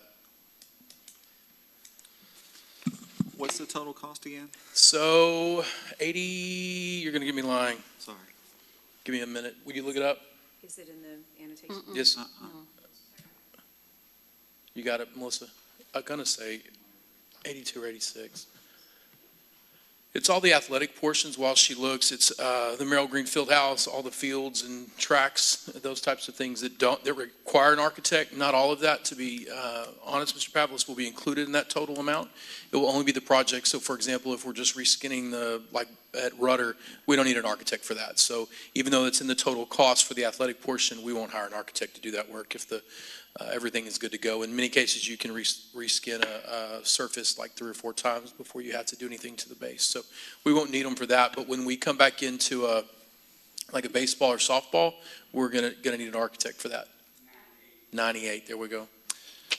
Will you remind the listeners that it was the 2-step selection process? RFQ? Yes, ma'am. Happy to do that. Negotiation? Well, so we started with the RFQ process where they submitted all of their submittals. We went through them, put a committee together. That committee stayed together through the entire process, and so we had fidelity with that. Then they came back in after basically over half of them were weeded out, and then another half came in and did a presentation as well as an interview. And the panel was right here in this room. They did a 20-minute presentation and then a 15-minute interview. And they came in specifically knowing what they were looking to obviously build. And so that committee then ranked them and selected the architects that they felt like would build it the best. And so it was honestly a unanimous process. It was wonderful to participate in. And so they really got to know the architects, their firms, and the projects that they've built over the years. Specific questions, not only did what the firm did, but what did those specific architects do? What was their background? What projects did they contributed in? What percentage of their time would be given to Bryan ISD? Who would we see on the ground? All of the things that one would need to know as they're selecting those architects was part of that process. And again, I know we've shared this, but maybe someone's tuning in for the first time. We had the largest submittal of firms that we've ever had, not only from the architecture side, but also from the engineering side. So we interviewed, I think, 11, and we selected 7, and we've had them ranging from international firms to local firms, and it was fun to get to know each one of them and see the strengths of each one. And that came out, to be completely honest with you, that as you got to not only know their work, but then watch their presentations and then listen to their interviews, you really got to narrow in on what you felt like would be best in this community. And then the last process was Ms. Carabon brought them in. We came into the boardroom, and you gave her permission to negotiate the fees, and we did that. So they came back into the conference room beside our office, and we got to know them in a little bit more intimate setting where we got to look over the contracts, talk about various aspects of it, and she got to see some of them for the first time, second time, and that was a wonderful process as well for us to go through those steps to eventually get to where we'll bring all of the architects in for the various projects. And, I read things on social media and find it interesting how people perceive bonds just in general. But when we asked our voters to approve the different bond packages that we had, so athletics was pulled out into its own separate Yes, one. ma'am. Technology had its Right. one. Instruction had one. And they approved all of those, and we're grateful for that. But those were estimates Yes, of ma'am. what we anticipate. So it's important for folks to understand that the work hadn't been done ma'am. in terms of what is the structure. What does it look like? Where is it going? All those things. And Yes, ma'am. so we try to estimate what those costs will be and contingency for things that might go wrong. Right. And so I bring that up to say that recently we had some bond savings from a previous bond, and we were able to use We that did. for something that was in line with We what did. voters had approved. Right. And that allows us to do something without having to use fund balance. So that's not unusual. No, ma'am. And we actually hope that that's the case. Yeah. Yes, ma'am, you do. So I appreciate you pointing that out. And if you're living right and lucky, then you come out on the positive end of things and you're able to bring things to bond steering. You're able to bring them to the boardroom and move things from 2025 to 2020, and that's what we were able to do. Absolutely. So they're estimates, and we brought in phase 3 of 2020. We had it $4 million estimated for the total budget, and we were very fortunate. It came in at $2.9 million. So there was a $1.1 million savings. And again, the projects that we list, we're going to complete them. And if for some reason, God forbid, there's ever a time when we can't complete the projects or something changes, we're going to come into the boardroom and we'll explain what that is. And so projects are completed, they're done. And, again, if you're living right and all the stars align, then you come out on the positive end of that and you have some bond surplus left. And again, that's a wonderful position to be in. And it's not really by chance, it's by hard work and really programming everything out and designing it out. And we're going to do the same thing, hopefully this bond, so that when we list those projects, we're able to hopefully have a savings. And that only contributes back to the district. We're able to take care of things that, we might not have been able to. Right, and that voters, we're in the same vein with what voters were interested in us doing. Absolutely, yes, ma'am. And we'll, like she was saying, maybe there's some confusion that we had some extra money because of the frugality, is that a word? Sure. From the last bond, but we'll make sure that we're very transparent with the community about, okay, this money is left over because we came in under, and so that's how we have this money to use right now from the 2020 bond. Not to confuse them that we had a whole bunch of money left over, but yet we created the need for another bond. And so that's certainly not the case. No, ma'am. But we'll be better at explaining how this money is left over, what was done to allow us to have, the extra money. And, Well, and not to interrupt, but we do know of school districts that were not well-positioned in Yeah. 2020. Yes. That couldn't finish projects because they underestimated the need when prices went up, and they did not have folks Yeah. looking out for them, No, ma'am. acquiring the things. Yes, ma'am. I think back, thank you for pointing that out. I can think of a few districts just in particular that have buildings that are either sitting half done, or they haven't finished them out, or they've decided to scrap it because they don't have the money to be able to do the projects that they said they would do. And that's that we're nowhere, thank God, in that position. And so we've said this a few times. Ms. Carabine led the work that built Sadbury. And they did so much work on Sadbury that when they ordered all of the materials, it was sitting all over the world. But by ordering it when we did, it sat there, and we were able, once the world reopened in 2020, to bring it all together, and it saved us millions of dollars. If that hadn't gone the way it did, and a lot of districts fell into that trap because the world changed when COVID hit, and we were on the right side of it by hard work and diligence and getting things done, and so that procurement just worked to our advantage. Yeah. Well, I just want to commend the staff in our district and the different vendors that we work with for helping us do that important work, and we wouldn't be in the situation of having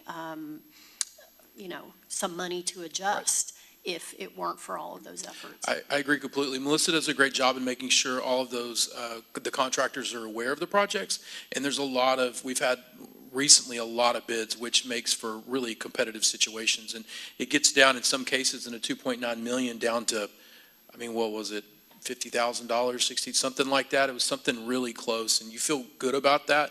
When you get bids like that, you know that they're really hungry for the work. And again, we've had wonderful projects. The building right behind us, we had SCS and Jacody that did that project, and they did a wonderful job and brought it under budget for sure.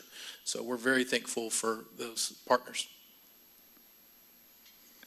And then this is also it's completion of the construction, right? Yes. Okay. Yes, sir.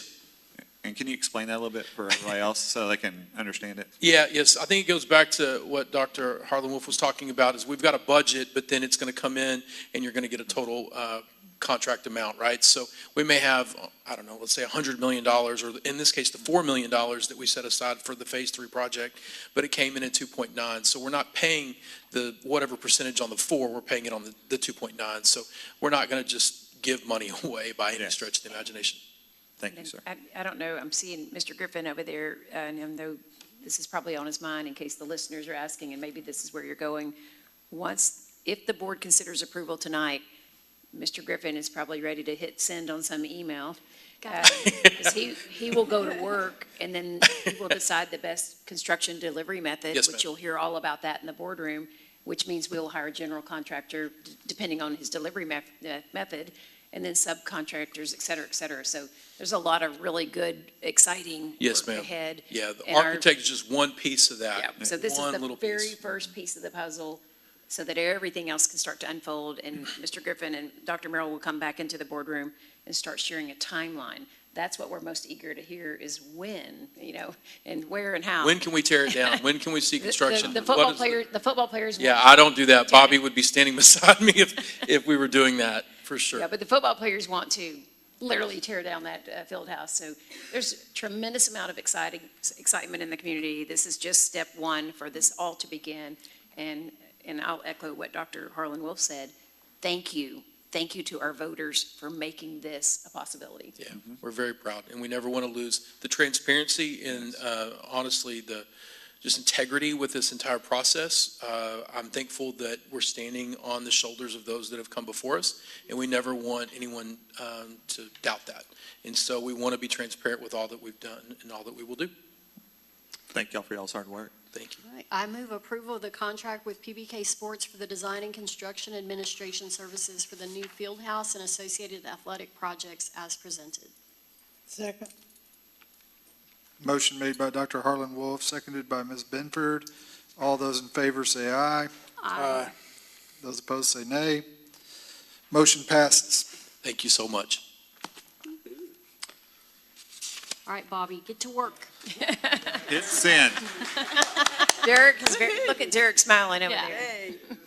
All right. The board will now convene in closed session to discuss the following items as allowed by the Texas Government Code, Chapter 551.074 and 551.0821. No voting will take place in the closed meeting. Any action the board wishes to take as a result of discussion in a closed session will occur after the board reconvenes in the open meeting. The time is now 7:59 PM.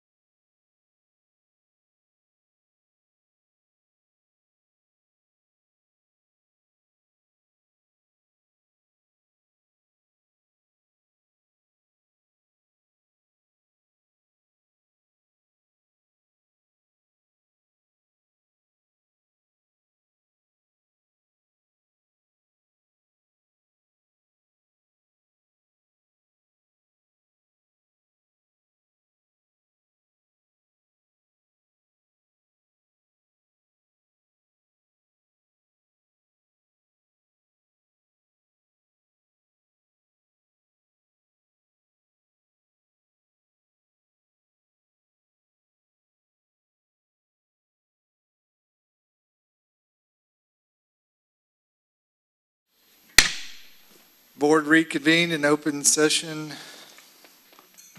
at 9:26 PM. No action was taken in closed session. There being no further business, the meeting adjourned at 9:26 PM.